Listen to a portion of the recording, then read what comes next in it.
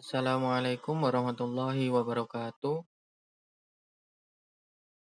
Perkenalkan nama saya Bilaldi Alim Gunadi dengan NIM 190512040709. Saya dari kelas TI 2019B Universitas Negeri Surabaya. Pada kesempatan kali ini, saya akan mensimulasikan skema jaringan yang telah saya buat, yaitu skema jaringan di SMK Sinar Mentari. Dan untuk deskripsi tentang SMK Sinar Mentari itu sendiri, ialah SMK Sinar Mentari berkeinginan untuk membuat sebuah jaringan sekolah, yang mana jaringan ini dapat saling terhubung antara satu ruang dengan ruang lainnya. Dan jaringan yang dibutuhkan oleh SMK Sinar Mentari diperuntukkan untuk lab komputer 1, lab komputer 2, ruang kantor guru, ruang server, dan 6 buah ruang kelas. Dan pihak SMK juga berkeinginan agar semua host yang terhubung ke jaringan SMK ini dapat mengakses ke web server, DNS server, FTP server, dan mail server milik pihak SMK itu sendiri. Dan selanjutnya kita akan masuk ke skenario percobaannya. Ini merupakan skema jaringan dari SMK Sinar Mentari. Dan untuk lebih jelasnya, kita langsung saja masuk ke Cisco Packet Tracer. Ini skema jaringan yang telah saya buat.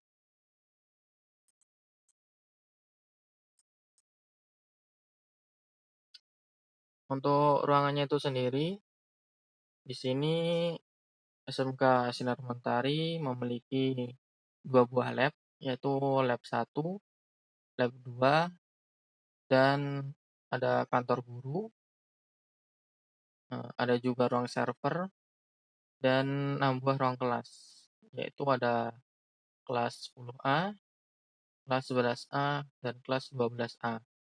Dan di sini ada kelas 10B, kelas 11B, dan kelas 12B. Dan sekarang kita akan lanjut untuk menyeting alamat IP. Pertama, kita akan menyeting alamat IP dari lab SMK ini. Pada lab 1 dan lab 2 ini berada pada satu jaringan yang sama. Lab 1 dan lab 2 ini berada pada satu IP network, yaitu 192.168.79.0/26. Dan untuk setting alamat IP-nya sendiri, keduanya saya menggunakan setting statik untuk memudahkannya di kemudian hari. Misalnya pada PC 1, pada IP konfigurasi saya menggunakan alamat IP 192.168.79.1 dengan subnet masknya /26, dan untuk default gateway-nya 192.168.79.62 dan DNS server 79.79.79.1. Sama halnya dengan PC 1 sampai ke PC 12, saya menggunakan alamat IP yang berurutan 1 sampai 12. Dan untuk lab 2 sendiri, misal pada PC 1.2, alamat IP-nya .21, dan alamat IP ini berurutan sampai ke PC 12.2, yaitu pada PC 12.2 dia alamat IP-nya 32. Jadi dia berurutan dari PC 1.2 sampai ke 12.2. Dan di sini juga ada 2 laptop admin. Yang keduanya juga disetting secara statik. Misal pada lab 1, laptop adminnya saya setting alamat IP-nya .19 /26. Dan setelah kita menyeting alamat IP dari semua device di lab SMK. Selanjutnya untuk kantor guru. Ini pada kantor guru, saya, menyeting IP-nya dengan DHCP server. Jadi tidak menggunakan statik. Ini agar memudahkan guru untuk, eee, terhubung ke jaringannya. Di sini saya juga, eee, memberi satu buah HP untuk menghubungkan ke wireless. Sekarang kita coba lihat, settingan dari DHCP server. Untuk DHCP servernya sendiri, dia mempunyai alamat IP 192.168.79.100 dan default gateway-nya 192.168.79.126 dan DNS servernya 79.79.9.1. Dan sekarang dapat kita lihat pada settingan DHCP-nya. Ini ada settingan DHCP-nya untuk gateway-nya 192.168.79.126. Untuk DNS servernya 79.79.79.1. Kita mulai memberi alamat IP-nya dari 192.168.79.96. Kita mulai beri alamat IP dari 96. Dan untuk subnet mask-nya 255.255.255.224. Setelah itu jangan lupa kita on-kan dan kita save. Di sini saya akan mengambil contoh pada laptop 1. Untuk menyeting alamat IP-nya kita masuk IP configuration, kita tekan DHCP, kita tunggu beberapa saat. Nah, setelah laptop 1 ini mendapatkan alamat IP, dia mendapatkan alamat IP 192.168.79.97. Nah, jadi dia mendapatkan nama IP secara otomatis dari DHCP server. Dan sama halnya dengan semua device yang ada di kantor guru, mereka mendapatkan alamat IP dari DHCP server atau secara otomatis. Selanjutnya kita menyeting alamat IP pada ruang kelas. Pada ruang kelas ini saya menggunakan HP atau menggunakan wireless tanpa menggunakan kabel ini untuk memudahkan para murid untuk terhubung ke jaringan. Kabel ini hanya diperuntukkan untuk HP agar dapat tersambung ke switch dan ke router. Dan di sini saya juga menggunakan konfigurasi alamat IP-nya secara DHCP. Buat kita lihat pada DHCP server. Untuk alamat IP dari DHCP servernya itu sendiri yaitu 99.99.79.125. Subnet mask-nya /25 atau 255.255.255.128. Dan untuk default gateway-nya 99.99.79.126 dan DNS servernya 79.79.79.1. Dan ini untuk alamat IP dari DHCP servernya. Selanjutnya dapat kita lihat settingan untuk DHCP-nya. Di sini untuk default gateway-nya 99.99.79.126. DNS servernya 79.79.79.1. Nah, dan kita mulai memberikan alamat IP-nya dari 99.99.99.0 dan untuk subnet mask-nya /25. Dan jangan lupa pada service kita on-kan dan kita save. Di sini saya coba ambil contoh dari laptop 5 pada ruang kelas 12A. Untuk menyeting alamat IP secara DHCP, kita masuk IP configuration, kita tekan DHCP, tunggu beberapa saat. Nah, dan untuk laptop 5 sendiri, dia mendapatkan alamat IP 99.99.79.5.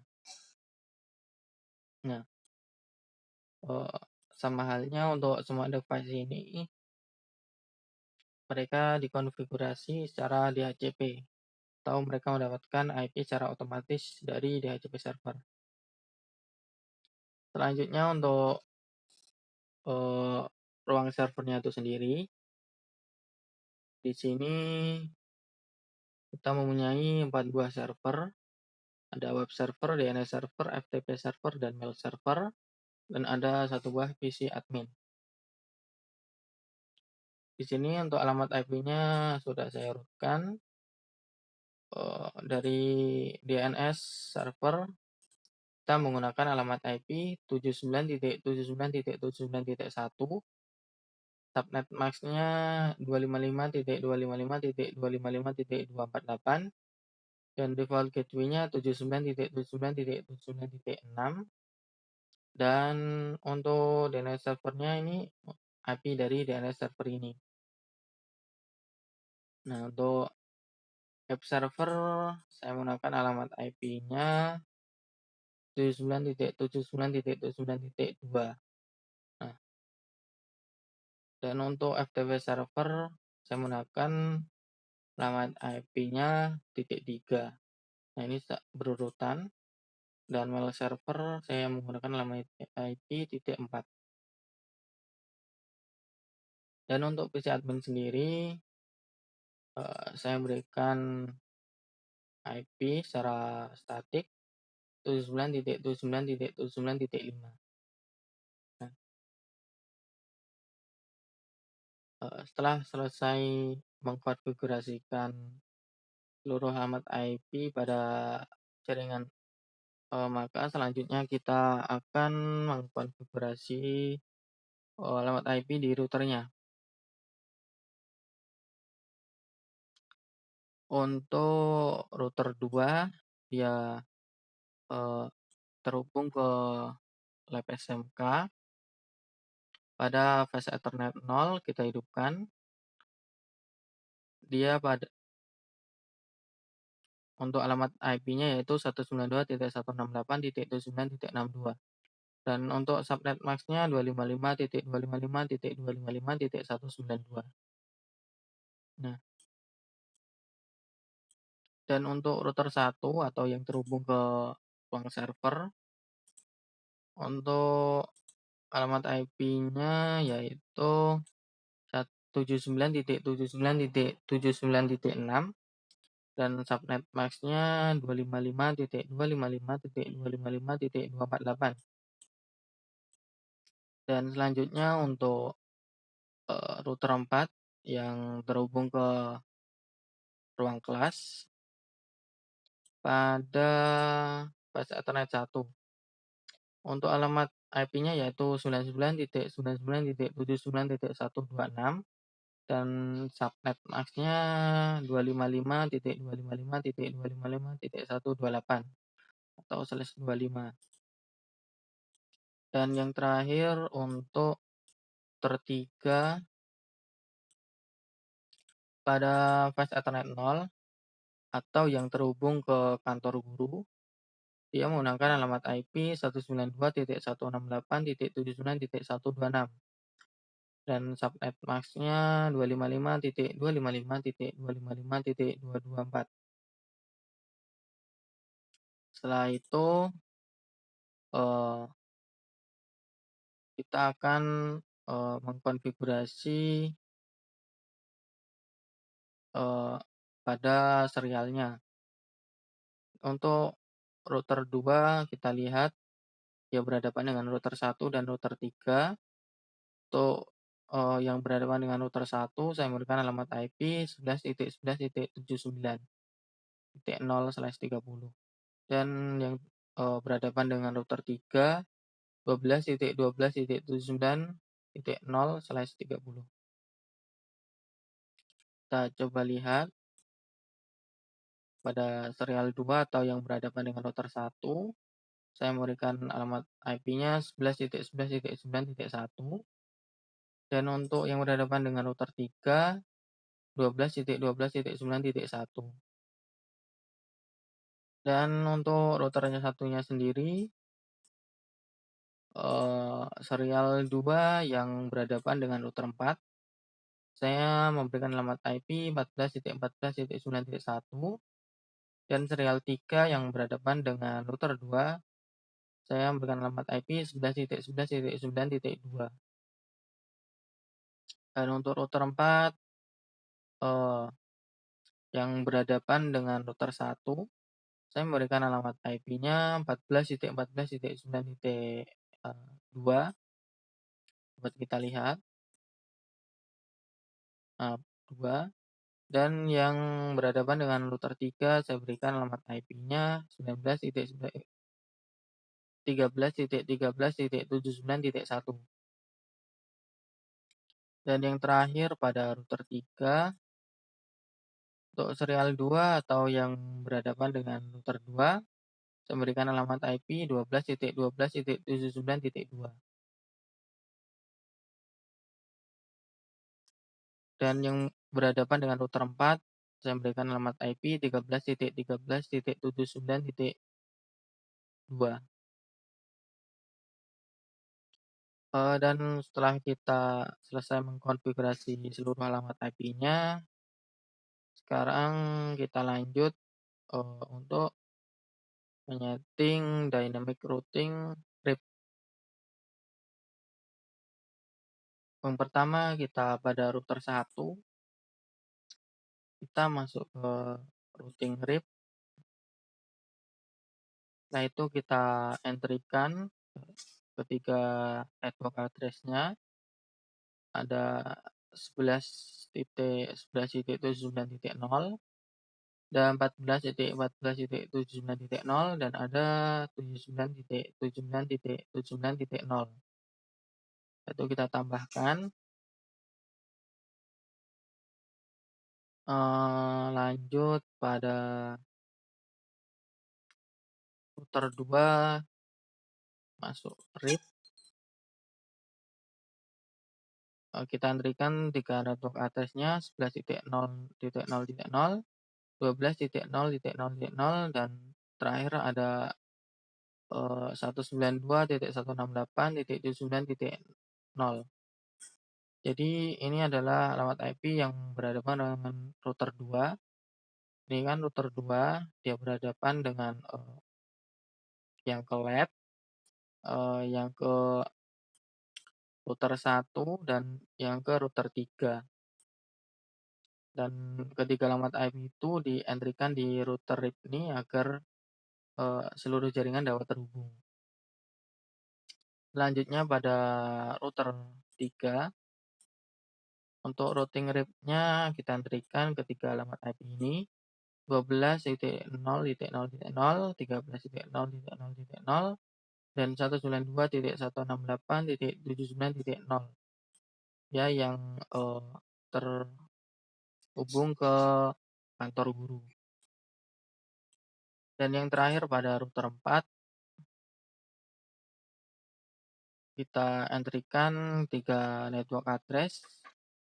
Yang pertama ada 13.0.0.0, ada 14.0.0.0, dan 99.0.0.0, atau yang terhubung ke ruang kelas.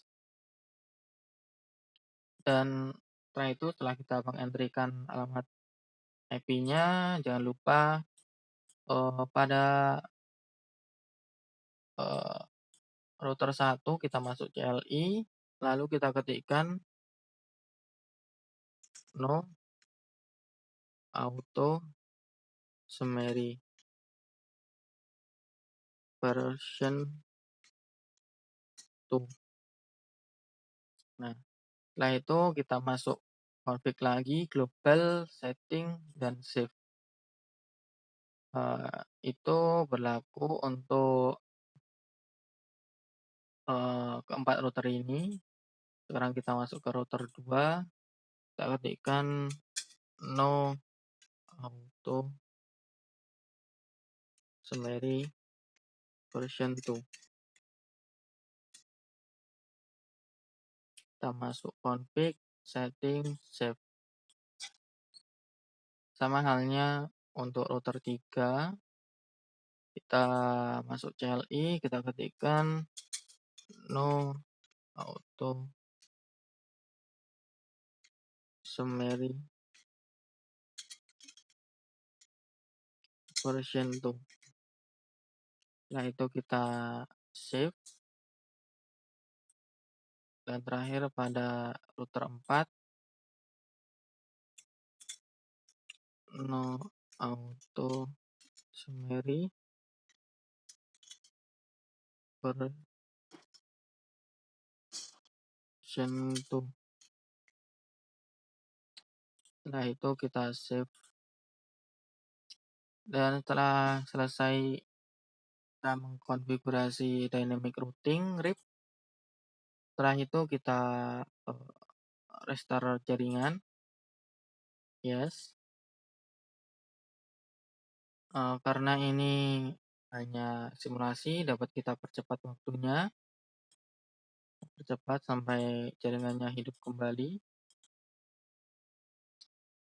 Nah, setelah jaringannya hidup, kita dapat mengecek apakah jaringannya sudah terhubung. Sebenarnya ada banyak cara untuk mengeceknya. Kita akan coba lakukan ping, misal kita dari laptop 1 pada kelas, kita ping ke PC 1 pada lab 1. Kita masuk command prompt, kita ketikkan ping alamat IP dari PC 1, 192.168.79.1.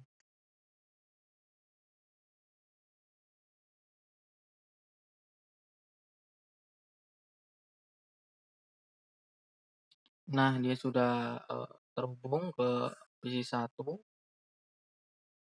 Selain menggunakan ping, kita juga dapat melihat apakah jaringan ini sudah terhubung dengan cara melakukan mengirimkan sampel PDU pada mode real time. Semisal kita kirim dari PC 1.2 ke laptop 1 pada ruang guru. Kita lihat. Ini baru mendapatkan ARP-nya. Kita coba ulangi lagi dari PC 1.2 ke laptop 1. Nah, sudah berhasil. Kita coba misal dari laptop admin ke laptop 12 di ruang kelas. In progress, kita ulangi lagi. Dari PC admin ke laptop 12. Nah, sudah berhasil. Kita juga dapat mencobanya lagi. Misal dari smartphone 7 pada ruang kelas ke laptop 5 pada kantor guru. Kita ulangi lagi. 7 ke laptop 5 pada ruang guru. Nah, sudah berhasil. Kita coba pada web server ke misal smartphone 12. Ini kita coba ulangi lagi. Web server ke smartphone 12. Nah, sudah berhasil. Dapat kita simpulkan bahwa dynamic routing RIP-nya yang sudah kita lakukan tadi sudah berhasil. Semua jaringannya sudah dapat terhubung. Dan langkah selanjutnya yaitu kita coba akan menyeting web servernya. Kita masuk ke web server. Terus kita masuk ke service. HTTP. Pada indeks HTML ini kita, dapat merubahnya sesuai dengan keinginan tampilan web yang kita inginkan. Di sini sudah saya rubah seperti ini. Setelah itu kita jangan lupa save, dan untuk, mencoba apakah web server ini sudah berhasil, kita dapat mencobanya semisal kita coba pada laptop admin 2 pada lab 2, kita coba web servernya, kita masuk ke desktop, kita masuk ke web browser, lalu kita ketikkan alamat IP dari web servernya. Alamat IP dari web server yaitu 79.79.79.2. Aku. Nah, sudah kita masuk ke tampilan dari webnya seperti ini.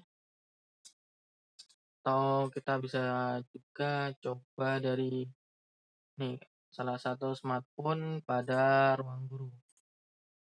Kita masuk ke web browser, kita ketikkan alamat IP dari web server tadi. Nah, ini juga sudah berhasil. Nah, setelah kita sudah men-setting the web server, selanjutnya kita akan menyeting DNS servernya. Kita masuk ke service, kita masuk DNS. Nah, di sini saya sudah mengentrikan 4 macam addressnya. Yang pertama ada ftp.smk.com dengan alamat IP-nya dia 79.79.79.3, dia merujuk ke FTP server. Dan selanjutnya kita isikan mail.smk.com, dia merujuk ke alamat IP dari mail server. Selanjutnya ada smk.com, dia merujuk ke web server. Dan ada juga www.smk.com, dia merujuk ke smk.com atau ke web server. Dan jangan lupa pada DNS-nya kita on-kan. Setelah kita sudah mengentry keempat ini, selanjutnya kita akan mencoba pada misal pada salah satu laptop di ruang guru. Kita coba masukkan perintah ls lookup smk.com. Ini untuk meresolve domainnya. Kita coba tunggu. Nah, sini sudah ada pada servernya, pada DNS server ada trace-nya. Ini ada juga smk.com itu alamat IP-nya itu dari web server. Ini sudah berhasil jadi untuk DNS servernya. Dan selanjutnya kita akan menyeting untuk FTP server. Untuk FTP-nya kita masuk ke service FTP. Nah, di sini saya mengentry 3 buah username. Yang pertama ada admin, untuk username dan passwordnya admin, dan untuk aksesnya full, write, read, delete, rename, dan list. Dan kedua ada guru, dan username passwordnya guru, permissionnya juga full. Dan yang terakhir ada murid. Di sini saya hanya memberi akses untuk read saja. Dan ini ada username bawaan dari Cisco-nya.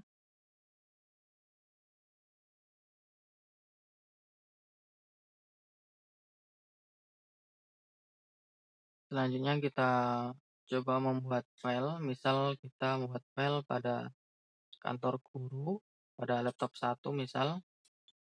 Kita masuk ke text editor, kita ketikkan isi pesannya, hasil ujian.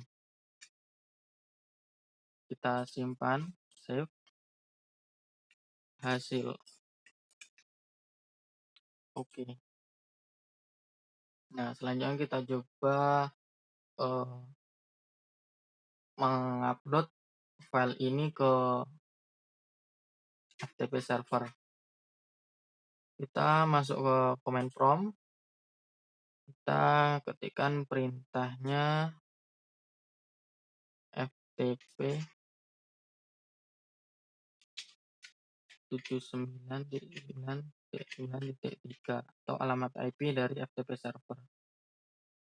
Nah, terus kita masukkan username-nya guru yang memiliki akses full atau juga guru. Nah, sudah masuk, kita upload filenya dengan menggunakan perintah put hasil.txt. Nah, transfer complete, sudah berhasil terupload. Kita coba lihat menggunakan perintah dir. Nah, sini sudah ada hasil, jadi sudah terupload. Selanjutnya kita coba misal pada smartphone 1 pada ruang kelas, kita ingin mendownload file yang telah diupload di FTP server tadi. Masuk command prompt, kita masuk ke FTP server dulu, ftp 79.79.9.3, enter. Di sini kita akan login sebagai murid, maksudnya juga murid. Nah, setelah itu kita akan mendownload file tadi dengan memasukkan perintah get hasil.txt. Nah, sini sudah sukses, berhasil mendownload. Kita coba lihat pada text editor, file, open. Nah, sini sudah ada filenya, hasil ujian. Nah, sudah berhasil.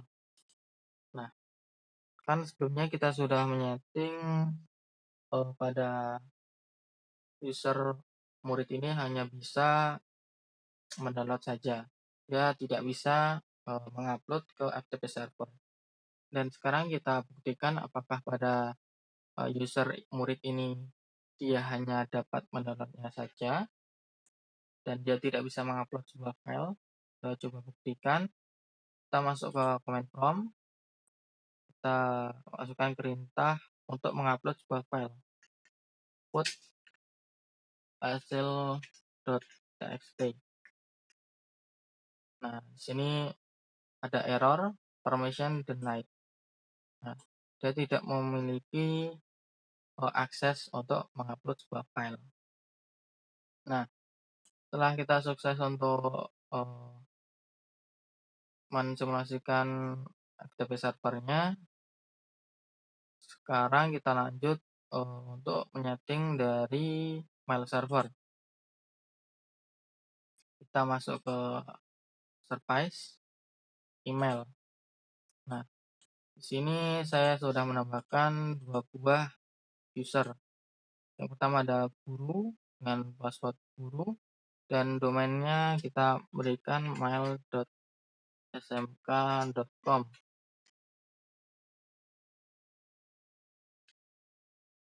Dan yang kedua ada murid, username dan passwordnya murid, domainnya mail.smk.com. Nah, kan sebelumnya pada DNS server tadi kita sudah mengentrikan mail.smk.com tadi. Setelah kita selesai men-setting dari mail servernya, kita akan coba dulu pada salah satu laptop di kantor guru. Misal pada laptop 3 ini, pertama kita coba ketikkan perintah lookup dulu untuk meresolve domain. Pertama kita ketikkan perintah ns lookup ke mail.smk.com. Nah, ini sudah berhasil ya. Setelah itu, eh, pada salah satu device di kantor guru, kita coba mengirimkan email. Pertama kita konfigurasi dulu. Untuk namanya kita beri guru. Email address-nya guru at mail.com at mail.smk.com maksud saya. Nah, itu untuk incoming dan outgoing mail servernya kita isikan mail.smk.com, dan untuk username dan password kita masukkan guru. Setelah itu kita save. Kita coba mengirimkan sebuah email untuk murid at mail.smk.com. Ini kita subjeknya kita isikan hasil ujian, dan kita isinya hasil ujian kimia. Kita coba kirim. Nah, di sini dapat terlihat bahwa email yang telah kita kirimkan sudah sukses, sudah berhasil terkirim. Nah, selanjutnya kita coba pada ini PC 1.2. Kita coba emailnya. Pertama kita harus mengkonfigurasi emailnya.